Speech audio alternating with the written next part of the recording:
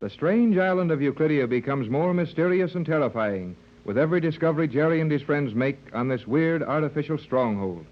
Captain Bradford has decided that the seaweed cloth, from which all clothes on the island are made, will keep out all sound and light beams and rays, and is trying to plan a method of using this cloth to aid in their escape. Joan, Mrs. Gregory, Jerry, and Tex were inspecting the cloth factory when the alarm sounded. Someone escaping from the island, escaping from the very pier where the Gregory yacht is held. Jerry has run off after some of the island men to watch them prepare for the capture of the escaping man. I wish Jerry had stayed with us. These terrible men may be very angry to find Jerry following them. You need not worry about that, Mother. Jerry may go with them if he wishes, but he may see someone receive a horrible punishment when they catch the escaping man. You say when they catch him, not if? Isn't there any chance at all of getting away? No, Captain Bradford.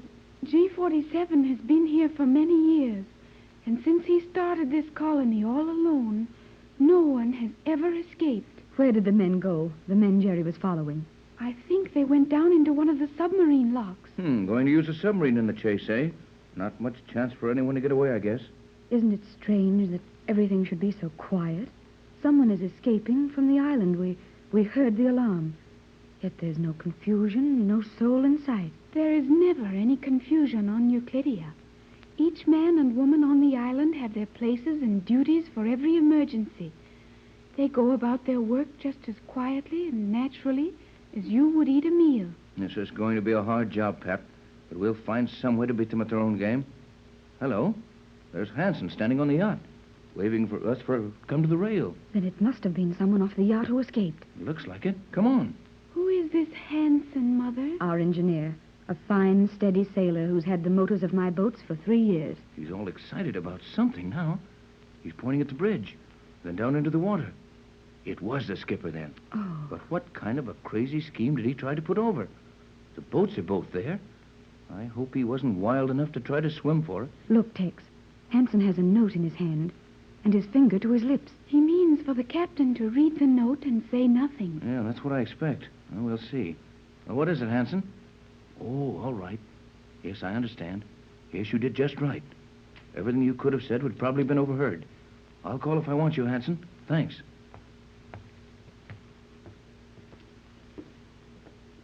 Isn't it strange how loud his footsteps sound on the deck of the yacht, and ours make no sound on the island floor? Those sounds are very comforting to me, dear.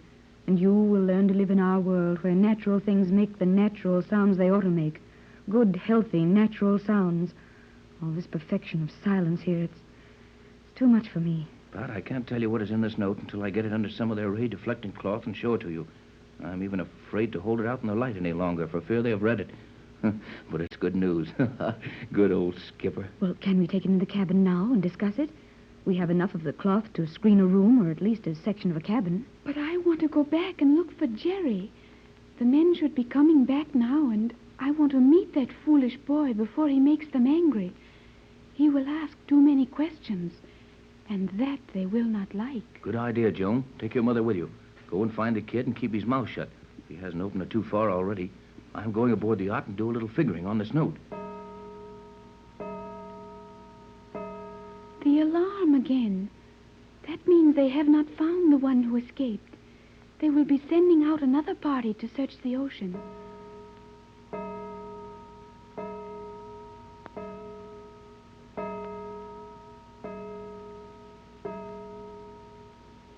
That alarm was 7 strokes. What does that mean? Another person has escaped near Pier 7, or the one who escaped before has been seen near Pier 7.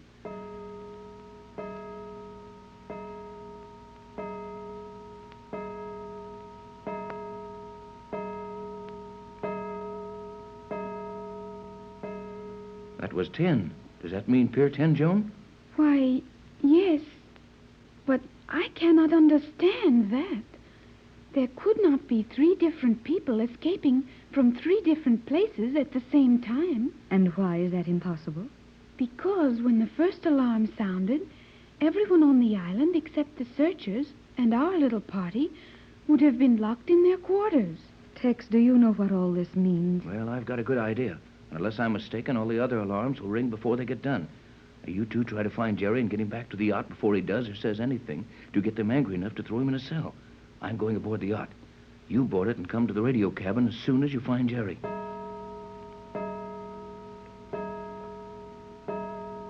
I have never known anything like this to happen.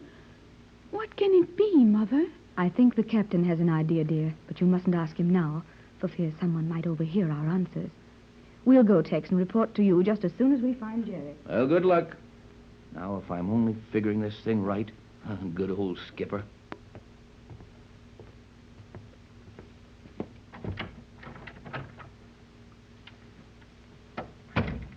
There's no need to bother with this cloth over my head now. Everyone's too busy running down these alarms to listen for my radio beam.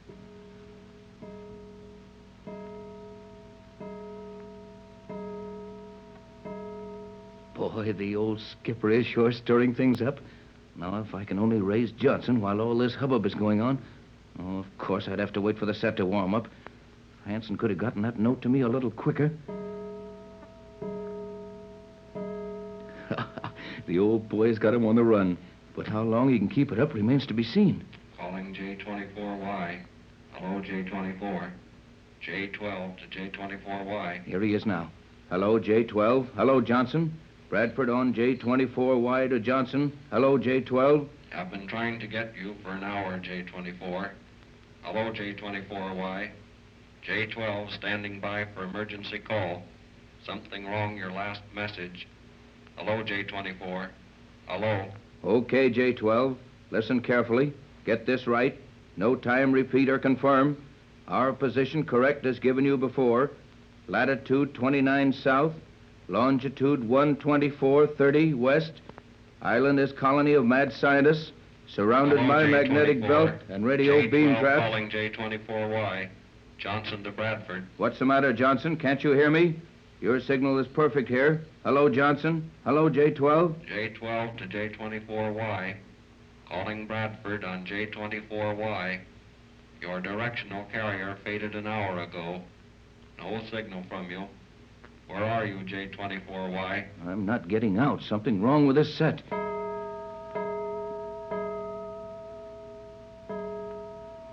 Yeah, the skipper is keeping them entertained, but it won't do any good if I can't get through here pretty quick. Hello, J12. J12. This is Bradford on J24Y. Can you hear me, J12? You can hear me. J12 signing off. Have several private phone stations trying to reach you. If you can hear this and need aid, get message to land station for cable relay. J12 standing by. Oh, he's gone, and he couldn't even hear my signal.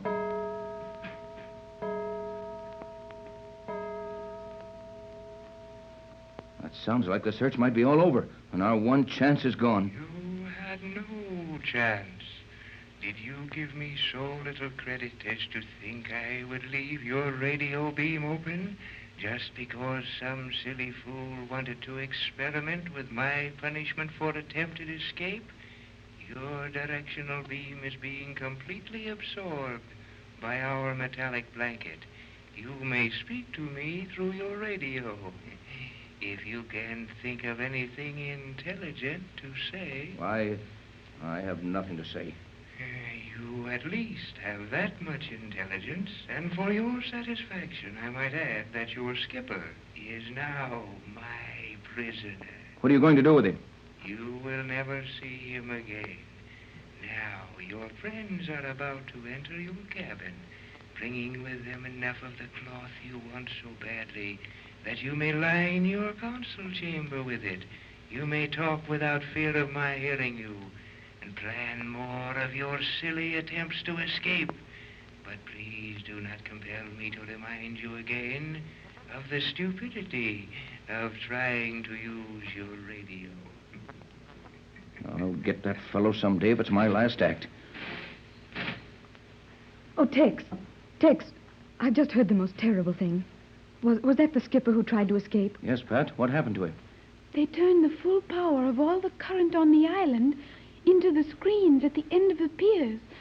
A man swimming within 100 feet of the ends of those piers would be paralyzed and drown at once. That's bad. For the moment, I'll have to ask you to forget it and help me rig up a screen of this cloth we have, big enough for the three of us to talk under at once. I have some news, too. Use the porthole screws and the backs of the chairs. Lay some on the floor. I've got to talk to you at once. Will this be all right if I put some over here, Captain? That's the idea. We're almost hemmed in now. The floor is covered. The radio panel will do for this side. Not much air in here, but what I have to say won't take long. How can we hold it over our heads? I guess we'll have to do just that. Hold it. All right. There isn't a speck of light coming in any place now. Now listen closely while I tell you what happened. Yes. The skipper staged that escape so I could have a chance to use this radio without being overheard. What? That was what the note said that Hansen gave me. And did you use the radio? Yes, and the only one who heard me was G47. Oh.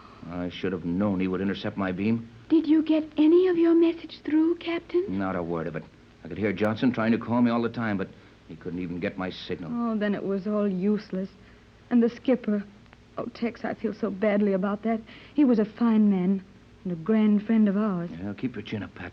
That's the one bright spot in the whole thing. But, Captain, the skipper must have been killed. They always are when they try to swim through the electric net. Yes, but the skipper didn't try to do that. He merely used my air rifle. Doesn't make a sound. And he shot through the portholes here so he wouldn't be seen. Well...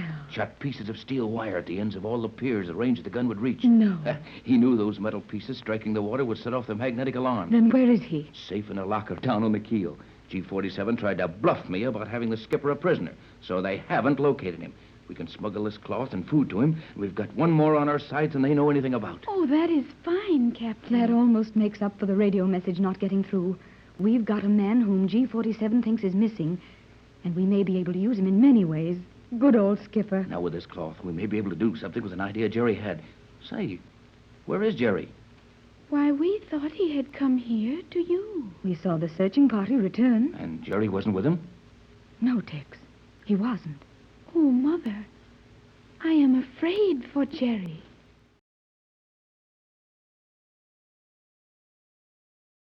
On the strange island of Euclidia, the magic island of the South Seas, is being enacted one of the weirdest dramas ever seen by man. When Mrs. Gregory brought Captain Tex Bradford and Jerry Hall on her yacht to find her long-lost little daughter Joan, none of them dreamed that the island would be anything like it's been found to be. This artificial island is the headquarters of a group of mad scientists. The Gregory yacht is held powerless at one of the island piers, and Mrs. Gregory and her brave friends try to plan their escape from the island. Just when it seems they have a ray of hope, Jerry disappears. Are you sure that you saw Jerry follow those scientists in the submarine lock when they went to look for the escaping prisoner? Or what they thought was an escaping prisoner? We watched him carefully. You saw him go into that elevator, didn't you, Joan? Yes, Mother. Jerry obviously went into the entrance to the submarine chamber elevators. He could have gone no other place. But what happened to him? If he went down there with those men, why didn't he come back with them? Oh, Captain Bradford, there might be so many answers to that. Joan, dear, you don't think they would harm Jerry?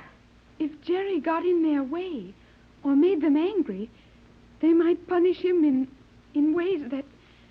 Oh, Mother, I do not want to talk about such things. Can't we do something, Tex?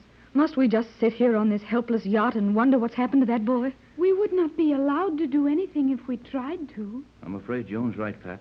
I think G47 and his mad crew have even worse things on this island than Joan has told us about. We couldn't find Jerry unless they want us to. If we insist too hard on anything, it may mean the lives of all of us. And it certainly would mean the end of our chance of escape. But, Tex, dear, we have no chance to escape as it is. I think, Captain Tex, that no one will ever escape from Euclidia until G47 wills it so. Well, don't be too sure of that. I'll admit it looks bad enough right now. But there's two things to remember. The first one is, I've got a formula these scientists know something of, and they're afraid of it. What is the formula, Captain? Tex wouldn't dare tell you now, Joan. Of course, we think we're safe in talking with this cloth screen around us, but how can we be sure this cloth is absolutely opaque to all the waves and rays these fiends control to watch over our movements with? You may be sure of that, Mother. I know that these men would trust their lives to that cloth. It will successfully refract every light and sound wavelength on the island. Well, if you're sure of that, Joan, then you can be sure that one of these days we'll get away from Euclidia. How can that seaweed cloth mean all that, Tex? I'm not thinking so much of the material as I am of the fluid they soak it in. They do put it in the liquid, you said, Joan? Yes, Captain. When it is manufactured in the noisy machines I showed you, it is just a cloth made from seaweed. It is a fine and strong and good cloth, but it is not protected against these rays until it has been immersed in the secret liquid preparation. What are you trying to arrive at, Tex? Well, I'm going to take a chance on our being safe in here and figure that we can work out a plan without being overheard. After all, we must all understand just what we expect to do. Now, here are 2 points necessary to our rescue. You mean our escape? No, I mean rescue. I'm ready to concede that escape is absolutely impossible. So that leaves rescue as our only hope. But, Captain Bradford, surely you must realize that rescue is also impossible. On the contrary, dear. We have some things in our world that you know little about. All we need is to get a message through to the government of our country, any civilized country, and a fleet of battleships and airplanes would destroy this island within an hour after they had sighted it. No, Mother dear, you are mistaken. Your battleships would mean nothing here. Tex, do you realize what Joan means? Is it possible? Not only possible, but probably a very conservative statement of a plain fact. A battle fleet helpless? But how? With what? I haven't been able to find out yet. Probably we'll never see all the weapons here. But I know without seeing them that this colony of scientific criminals could undoubtedly destroy any war machines a civilized world could send against them. You are right, Captain. G-47 and the Euclideans have ray guns, no larger than a man's arm, which will destroy a battleship with only a little crying sound. What is the range of these rays?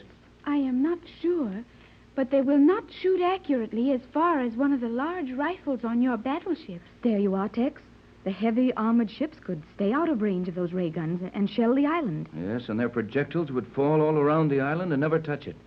How is a metal projectile, fired at long range and high trajectory, going to enter an area so magnetized that a large boat is held powerless by magnetism? No, there's no help to be expected from that quarter. And a weapon which might penetrate the defense here could not be brought within range. It would be destroyed. Then it's just about hopeless, isn't it, Tex? No, it's going to be hard, but not hopeless. I don't see what you can be thinking of. We haven't any weapons I ever heard of which would destroy this place, and you admit our battleships and planes would be useless. Do you know of something in your country which will destroy Euclidia?